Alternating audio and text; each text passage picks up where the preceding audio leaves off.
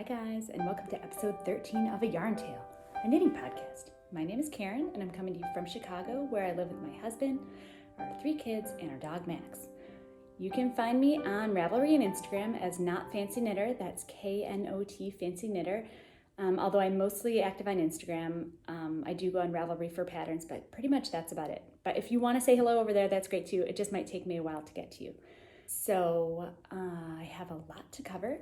We have some FOs, we have some whips, we have some future knitting, we have some knitting questions, and we have our giveaway winners. So stick around to the end and see if you manage to win some free yarn from our 1,000 subscriber giveaway last time. So it's gonna be a really exciting episode. And I wanna get right into it. So you might have noticed I'm wearing my finished Ghost Whisperer top. This is the Ghost Whisperer designed by Park Williams, who is Park and Knit on Instagram and I believe Ravelry.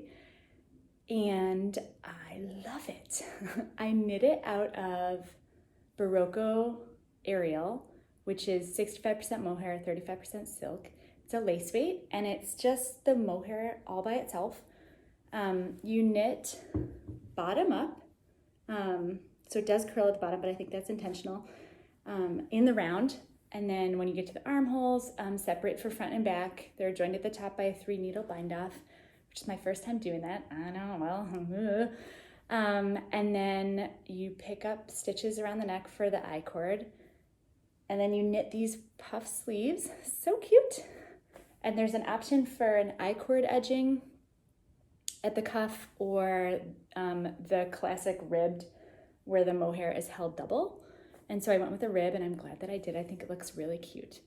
So I love it, love it, love it. I'm so glad I decided to knit it. I wasn't sure. If you watched the previous episode, you can listen to me go on and on about whether I should knit this or not.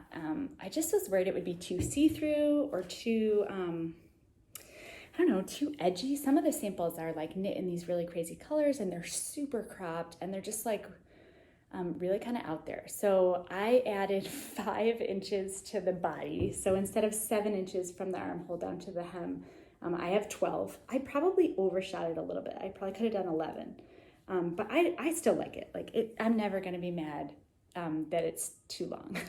I mean, really, the longer the better. And then what else can I say about this? So it is totally see-through. I mean, you can see, but I found a really good tank top that matches the color just almost exactly. It was really just like the universe pointed me in the right direction, and I feel like they're made to go together. So I've been wearing it a ton. It's super light. I mean, it is mohair, so it's warm, but it's so sheer that once the weather turns for good, I don't think I'll be able to wear it in winter. But in the transitional season, I've been wearing it a ton, and I love it, and I would totally recommend it. It was a really clear pattern, and there was really nothing tricky about it except the mohair itself. Because a single strand of mohair. When I posted this on Instagram, I don't know if you watch Tracy over at Grizzlie Knits, and if you don't, you should, because she has a wonderful knitting podcast and she just makes fantastic things. But she messaged me and asked whether knitting with mohair was like knitting with eyelashes. And it kind of is. It's like so thin.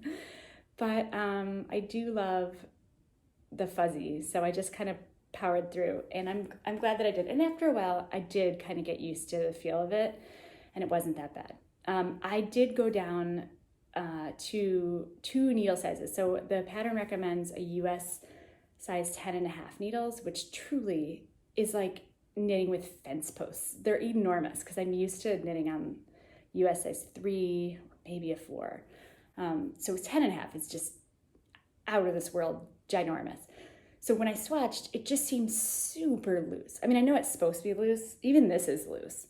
But it just seemed way too gappy. I couldn't handle how loose it was. It was really hard to catch the mohair because I'm not that familiar with knitting with a single strand of lace weight mohair. So with a smaller needle, it was just a little bit easier to get in there. So I went down to a US size 8. So my gauge was way tighter than what the pattern recommends, which I cannot believe because, I mean, look at this. Like, it is still really, really loose. Because lace weight on a US size 8 is still really open. But it is just tightened up a little bit. So I ended up knitting the size large, hoping to end up with a garment that matched the size extra small measurements. And you guys, it totally worked. Math is your friend. So there were only really a couple of snags in the knitting process, which is really no surprise if you watch the podcast. There's always something that goes wrong with a project, but it really wasn't that big of a deal. So the first was, this is my first time doing a 3-needle bind-off. So I watched a good tutorial. I don't remember which one. It was probably Very Pink Knits, because I always watch her tutorials because they're just like short and to the point and really helpful. So I think that was the one I watched, and I started doing the 3-needle bind-off, and it was slow, but it was working. But then I realized halfway through my first shoulder seam that I had done the 3-needle bind-off with some random yarn tail from either the front piece or the back piece. It wasn't actually my working yarn. It was just some random piece of, end that happened to fall right where I started my 3-needle bind-off. So, whoops. Thankfully, I leave my ends really, really long until the end of the project because I'm always freaked out I'm not gonna have enough, and I just want to leave all my options open as far as weaving in the ends where I want to go with that. So I did half the 3-needle bind-off with the end, and I was not confident that I was going to be able to unpick that because it's my first time doing it. I didn't have any sense of how that looked or how it worked or how many loops there were or what I was even doing. I truly was like, there's no going back. There's only forward. So I stopped using the end and I just joined the yarn. I don't know. So halfway through, half of it is some random tail and the other half is from the ball of yarn. And I weaved in all the remaining ends, and you really can't tell. I mean, I think it was the shoulder back here. Like, I can't tell. Who can see that? I can't see it. Can you see it? No one can see it. It didn't even happen. And so on the other side, I was really careful to actually use the yarn from the ball of mohair instead of just, rando stuff that's in my sweater. So that was problem number 1. Problem number 2 was, so for the cuff, for the I-cord and for the cuff, you hold mohair double. I think just to firm it up a little bit. So for the first sleeve, for the I-cord and the first sleeve, I still had the ball of mohair that I was working with and then another one.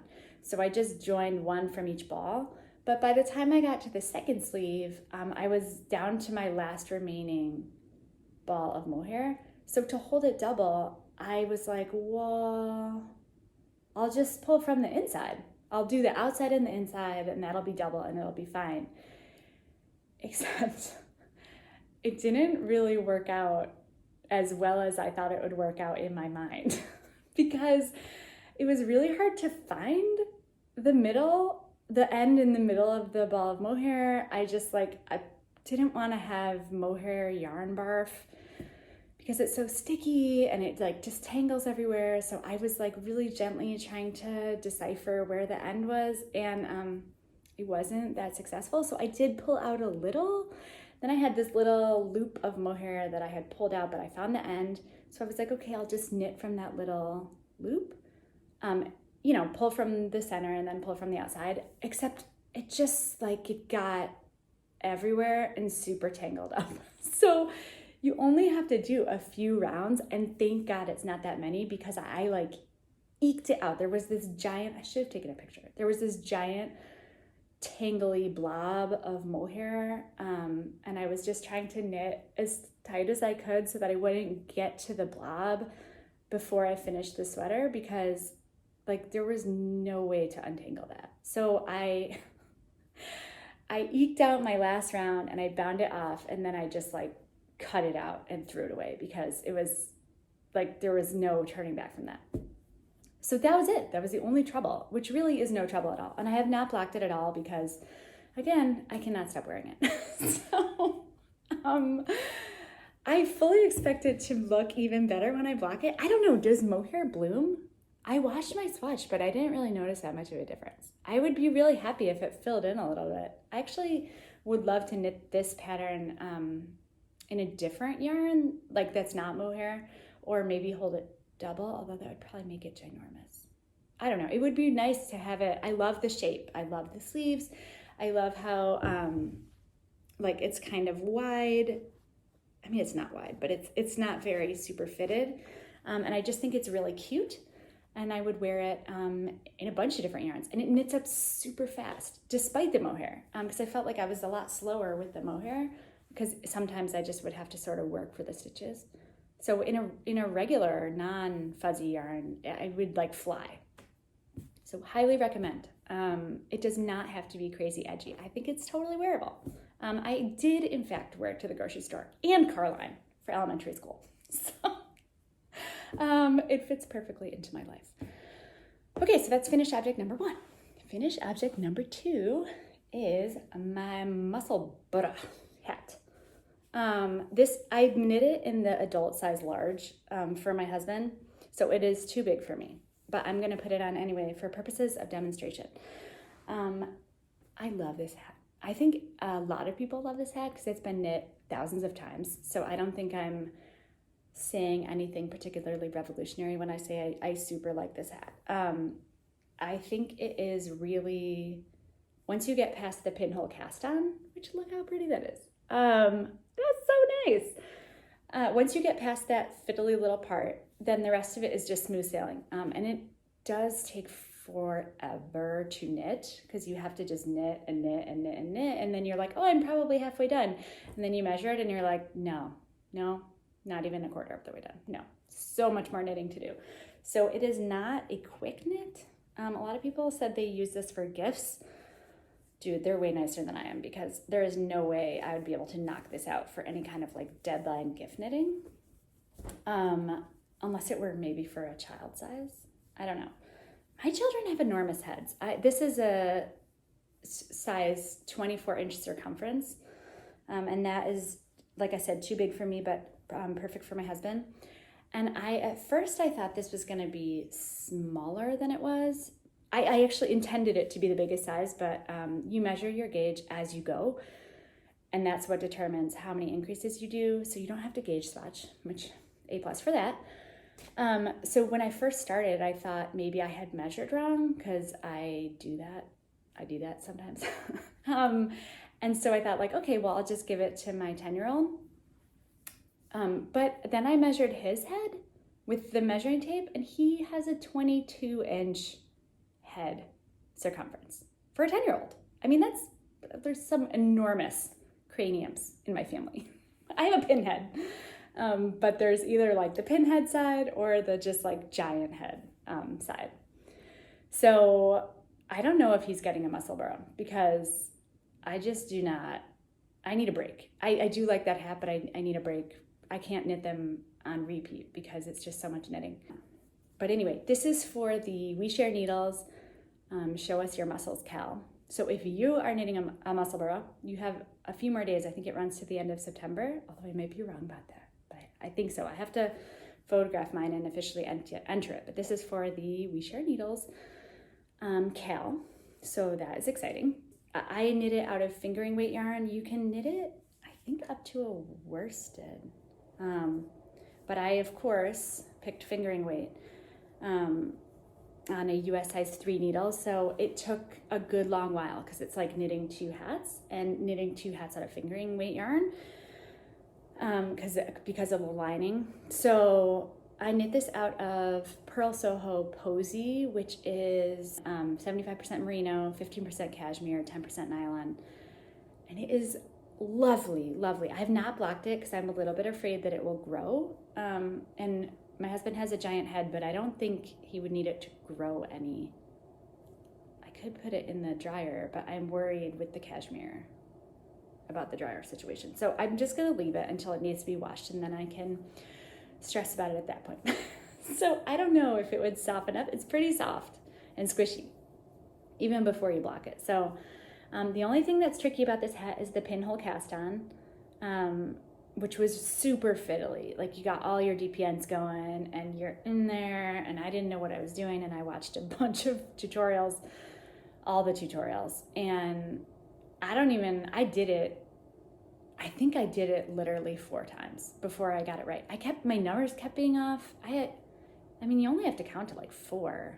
I don't know why I was having such a hard time. I was having a really hard time. And the yarn is kind of dark. I mean, it looks light here, but unless you're sitting right by the window or right under a light, it was really hard to see what I was doing, which didn't matter for the rest of the hat because it was just stocking it in the round. But for the cast on, I was sincerely regretting dark yarn. It was not good early morning knitting where I'm like sitting in this tiny light trying to get my stuff done. Finished object number 2, and I was sincerely hoping that I was going to be able to wear my Ghost Whisper top, my Musselburgh hat, and wrap myself in my Stephen West dotted raised shawl as a finished object, but I didn't finish it.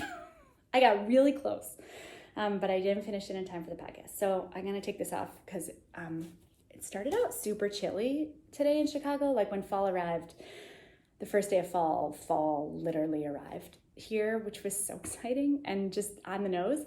So in the morning, it's been in the 60s or even colder. So hooray for sweaters, but then it warms up to like 75. So it's just about 75 today. A little bit too hot for a Musselburgh. So this is my only active whip right now. Work in progress. So I'm trying to finish it up before October 8th, and I think I'm going to be able to do that. But I'm not sure whether I'm going to be able to finish it in time for the end of the Knitalong that I was going to enter this in. There are 2 Knitalongs. One is the Across the Pond Shawl Kale that's being run by Fernanda of Little Monkeys and Me and Ruth of Ruth Loves to Knit. And that ends September 30th, which I think it's the 24th today, so that does not leave me much time. And then the other one is the Shelved Piecemeal that's being run by Michael over at Piece for Piece Crafting podcast, and that also ends on September 30th. So dude, I don't know if it's gonna happen. I'm halfway through a repeat, and then I have 1 more to go, which sounds like, that's not that bad. I probably have a week, just about a week, except that the repeats are super long right now. Like for each one, you have to do a bunch of short rows back and forth and back and forth and back and forth. So this is my stitch marker where I was the last time. It's like, I need to get actual progress keepers, but that is my stitch marker. So I did 1 repeat. 1 repeat is like from one eyelet to another. So I did 1 and a little bit. So I've got 2 more eyelet rows to go and all the garter in between. So I don't know, they're getting pretty long now. Maybe I can do it. I'm gonna try. As long as I don't have to block it to enter, I might be able to. I don't know. I'm gonna try. I really like it. It's now I know how the pattern works. It's mostly garter, and the eyelet rows are really not bad. There's nothing bad about it. You just have to remember how many stitches go in between each eyelet, which, that's not that bad. It's been fine. And I think even if you messed it up, you wouldn't really see it as long as you stuck some eyelets in there. And they were mostly lined up. So I was initially thinking I might do the large size. I'm totally not doing the large. Because I just really want to be done. My mom is coming out to Chicago the week of August 8th. And I would love to give it to her. So I'm definitely going to finish by then because that's Mystery Knit Along time. And I want to hand off my finished shawl. So I had initially said last time that I was going to have a bunch of yarn left over.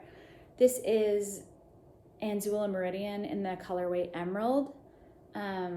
It's a lace weight. It is, hang on, I always have to look at the composition because it's just really weird. It's 55% tencel, 35% alpaca, and 10% nylon. And one of the commenters was like, oh, I knit that shawl and you'd be surprised how much yarn you use in those final repeats. And you were right because my balls of yarn have shrunk considerably and I'm not even into my last repeat. So I actually don't think I'll have that much left over, which win, because I've been trying to use up this beautiful yarn for a year now. So I'm glad to finally knock it out. So this is going really well. I just have to knit my fingers off so that I will be ready for the mystery knit along. And that is my last active whip. I have been super struggling not to cast on all the new things, because most times when I finish something, I'm like, okay, like my needles are clear and I can just pick something else because I love new projects. But I'm really trying to resist doing that because I want to be able to fully devote my attention to keeping up with the clues of the knit along. So I don't know. I don't know if I'm going to do that. I might have to cast on a hat or something just because it's so weird to have just one project. I mean, I still have my Schneeflocken pullover by Sarah Solomon of Into the Wool, but I don't think I'm going to go back to that until the knit along's over, because that's a yoked colorwork sweater and it really requires a ton of my attention. And I also think when I cast on the body, I cast it on too large. It just seems really big. This is like from many episodes ago. So I haven't been working on it because I think I only have some of the ribbing at the bottom. It's knit bottom up. And I think I'm just going to have to frog it and cast on the body again. So I've been dragging my feet on that one. So I guess if I finish the shawl, I could always try to figure out that situation. I don't know.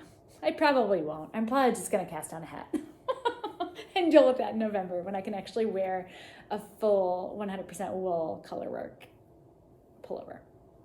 But I have a couple other things I want to talk about. And some of them maybe you will know the answer to. Okay. So some of you might remember I bought a hat kit when I went on the Chicago yarn crawl, and it had this beautiful yarn. Oh, I'm not gonna remember the name of these yarns. Oh, they're on my phone. Okay, hang on. I'm gonna pull it up on my laptop because it sucks to watch podcasts where they're like, I want to talk about this yarn, but I don't know what it's called. Okay, hang on, I'm gonna find it. I've started taking pictures of my ball bands because that way when I lose them, I can still know what I'm talking about. Okay, so I bought a hat kit with 3 Irish Girls yarn. This is the Springvale worsted in the colorway My Sherry or More. It is 100% merino, and you get 205 yards for 4 ounces. It's this really beautiful light pink with all these crazy speckles. There's like brown and even some blue in there. So pretty, and it's like really soft and squishy. And then there's a white mohair. This is also 3 Irish Girls yarn. It is the Mira Kid Mohair. It's 86% kid mohair, 14% nylon, and it's only 15 grams of it. You get 220 yards in the colorway Au Naturel. So those are my 2 yarns. I'm gonna hold them double and make a cabled hat that came along with it. I don't even know. It's some generic name like cabled hat. When I cast it on, I'll tell you more about it. But my question is about the pom-pom. So it came with this pom-pom. Don't worry, I'll fluff it up with the blow dryer before I put it on.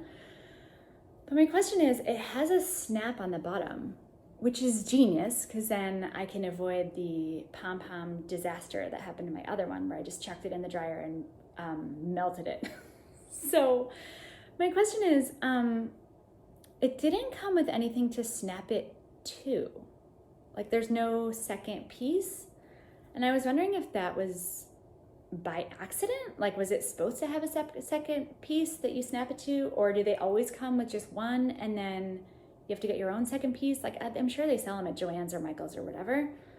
I haven't looked. Like do they come in sizes? Is it going to be hard to find one that matches that? It seems weird that I would only have one. But I didn't even notice it until I got home And then I kind of forgot about it. I was like, oh, maybe I should call or I should go back, but maybe they're supposed to be like that. I don't know. If anybody knows if that was a screw up or if there's like an easy way to get that bottom piece, or if I just have to buy like a set of snaps and only use the bottom, or maybe I should just tie it on with a ribbon like I usually do. I don't know. I bought the kit to be easy and now it's like yet another craft odyssey. So I would love your thoughts on the pom-pom because I super love this pom-pom with the black. I don't know if you can see on the camera. There's like these black tips. They're so cool. And I love it. And I really want to use it. So that I got that going on. Okay, what else? Okay, so I don't have any future knitting because like I said, I'm trying not to cast stuff on. But I was in a store. I mean, when's the last time you went clothes shopping in a store? I literally cannot remember. Maybe 2019. I don't know. I don't shop for clothes that often, and when I do, it's usually online. But I was waiting for my husband to get his flu shot, and I was in the store next door to wherever he was going, and I was looking around, and I saw the weirdest thing. Okay, so I'm gonna put a picture of this sweater that I saw in the store up on the screen next to me so you can see. It is a commercial sweater that is machine knit, and it's made by Theory. And I mean, I love their clothes. I wear a lot of their clothes, but I haven't been buying sweaters because I've been trying to make all my sweaters myself. They have this sweater that's new. I think it's new this season. I don't remember seeing it before. It's called the Fair Isle Wool and Cashmere Sweater. And it is literally a yoked color work sweater with some stranded knitting. I mean, machine knitting, right? But it's stranded, you can see it, except what you would normally think of as the backside of the color work is the front of the sweater. I mean, I was such a dork in the store being like, look at this sweater. Like, how do they get those strands that go across? And then I was like, wait, that's reverse stockinette. So have you ever seen anything like that where someone knits a colorwork sweater and the floats are literally the front? I was like, that is weird and kind of cool, and I kind of want to make something like that. I mean, even though I'm so bad at colorwork, my floats would not be anything that I would want to literally put on display on the front of a yoked colorwork sweater. But I mean, one day when I'm not horrible at it, I guess I would have to catch my flows then, because I kind of don't do that. I mean, Caitlin Hunter said you're not supposed to, and she doesn't do it either. So if it's good enough for Caitlin Hunter, it's definitely good enough for me. But if I were putting it on the front of a sweater, I might want to catch them. I'm looking at this picture. You know, the floats aren't that long. I mean, they're kind of long, but they're not that long. And it doesn't look like they caught them. So have you seen a hand knit, like knitwear design pattern that does anything similar to this? Because it's like really interesting. I don't really like the pattern that they used, but I could see some kind of situation where the floats would look cool enough. But it was so cool. I should have taken a picture of the inside of the sweater, but it was getting weird already that I was so into this sweater, and I literally was taking pictures of it on my phone, and the salesperson was like, ma'am, can I help you? And I'm like, no, I just, this is just really interesting to me. Because she clearly did not look like a knitter. I mean, I don't know what a knitter looks like, but she was not as taken by the pullover as I was. So, and actually the body of the pullover was reverse stockinette. So the whole thing was just knit and turned inside out. So you could probably just knit it regular. I mean, you're not going to purl your color work. I don't even know how to do backside color work knit flat. That sounds like a complete and total nightmare. So you could probably just knit it in the round and then turn it inside out. I mean, what? We should do this, you guys. If anyone has ever seen anything like this, please let me know in the comments, because I'm freakishly interested in this. Okay, so that is my weird knitting moment of the day. And then the only other thing I need to talk about is acquisitions. I only have a little bit, and then we can get to our giveaway winners. So, okay, so I have one acquisition. So I'm trying to be good. You can't buy yarn. I can't buy yarn all the time. I just I can't knit that fast. Okay, so I went to see Kamaka at Miss Pearl Chicago. So if you didn't get a chance to watch my video where I get to meet Kamaka and learn about how she opened her yarn store, you definitely should watch it because I am so glad that she is in Chicago and we can have a new local yarn store, even though it is seriously a hike from me, but I will definitely go down and visit her again because she is just a complete joy.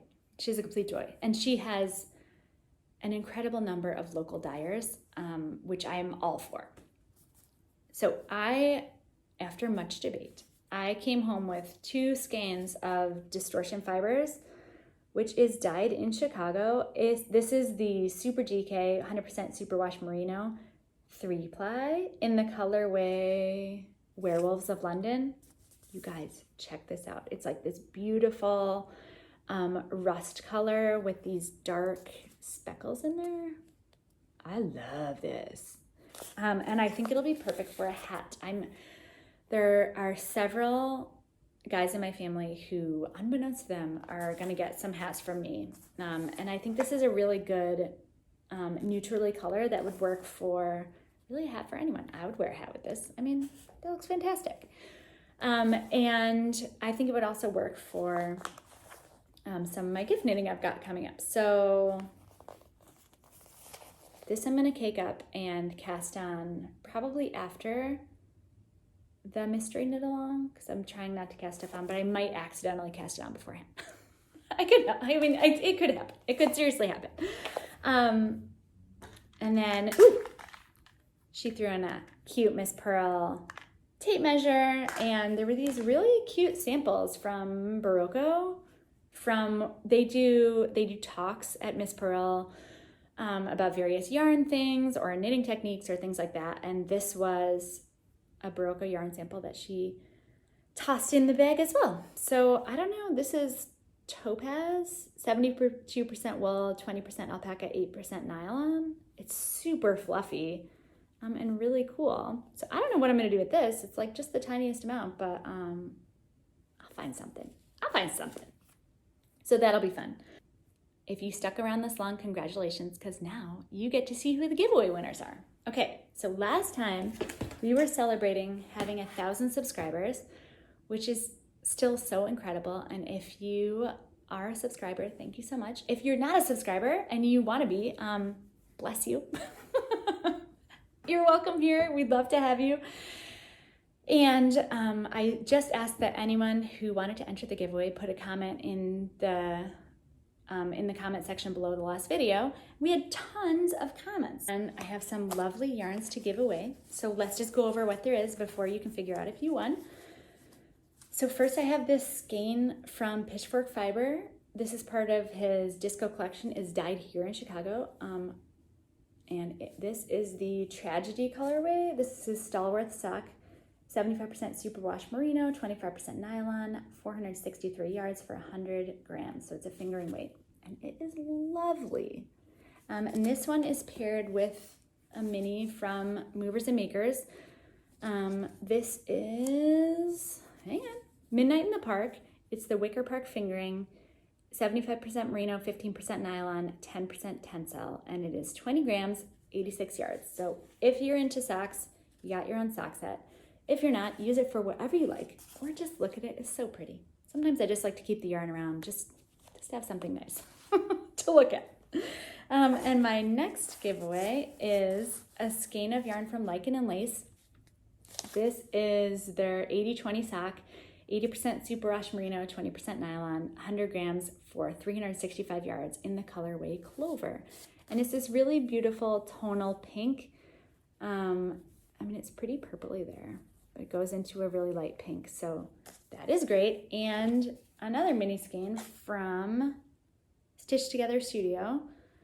This is the Smooth Sock Mini, 75% superwash merino, 25% nylon, 92 yards for 25 grams in the colorway Lost Boys.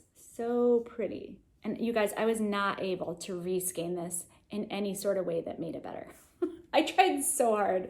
It's kind of sad how hard I tried and the sad result that it ended up. I am not a yarn dyer. clearly, clearly. But this is set number 2. So without further ado, let's see who we pick. I got my comments. There are 100 comments. You guys, there were so many comments, and I replied to a lot of them, but I didn't reply to all of them because I just, there were so many. So I'm working on it. If you commented and you didn't get a reply from me, I have read it. I just haven't replied, and I'm going to bust my butt to do it today. So thank you. Usually there's not that many comments. It was a struggle. Okay, here we go. Oh, 248 comments. It was not done calculating. Well, no wonder it took me so long. Okay, I don't feel that bad then. Okay, so let's see who won first. Beep, beep, beep, beep, beep, beep, beep, beep, beep, beep, beep, beep, beep, beep, beep, beep, beep, beep. Marit Tam. And she said, I love to knit socks. I am knitting a pair of socks as Christmas present for all my family members. I would also like to knit the Ghost Whisperer. Thanks for the inspiration. Well, you should totally knit it. Highly recommend. 5 stars. Okay, congratulations, Marit. And the next winner. Okay, so Marit won the Pitchfork Fibers skein and the Movers and Makers mini. And the next one is for the Lichen and Lace and the Stitch Together Studios mini. So let's get my next winner. Pick another winner. Ready? We're picking another winner. Lori Wilsterman. I love the look of the dotted rays. I just finished a bonnet for a friend and I'm almost done with the body of a steep tweedy sweater cardigan. My kids started a few weeks ago. Kindergarten, 5th, 8th, and 11th. Fun times. Holy mackerel, 4 kids. No can do. I can barely do 3. To be honest, we could barely do 2. I don't know. We had no business having 3 kids. And yet here we are. So congratulations, Lori. You are the winner of the Lichen and Lace skein and the Stitch Together Studios. Okay, so if you are a winner, congratulations, and it's so exciting, and you just have to get in contact with me and tell me your real life human name and your actual human address or wherever you'd like me to send your yarn, and I will get that right out to you. So you can contact me any number of ways. You can email me at ayarntail@gmail.com, or if you're on Instagram, you can message me at knotfancyknitter, not fancy knitter, over on Instagram, or you can message me on Ravelry, where I'm also not fancy knitter. That's KNOT fancy knitter, and I will check over there. I'll be really good about checking on Ravelry because usually I'm pretty lax about that, but I'll make a special effort just in case you need to get a hold of me. And I will also reply to your comment in the comments below, so that hopefully whoever, the winners are, if they don't watch this video for a while, they'll at least get the comment notification that they are a winner. So congratulations. And I can't wait to get this yarn out to you. And you guys, that's it. That's all I got. If you are also trying to finish up your whips, good luck. And if you get there, you get there. And if you don't, you don't. And if you hate mystery knit-alongs or you're just over it, that's great too. I hope your knitting is kind to you this week. And if it's not, hopefully you can keep a sense of humor about it. Because what would knitting be without mistakes? So good luck and take care, and I will see you soon. Happy knitting!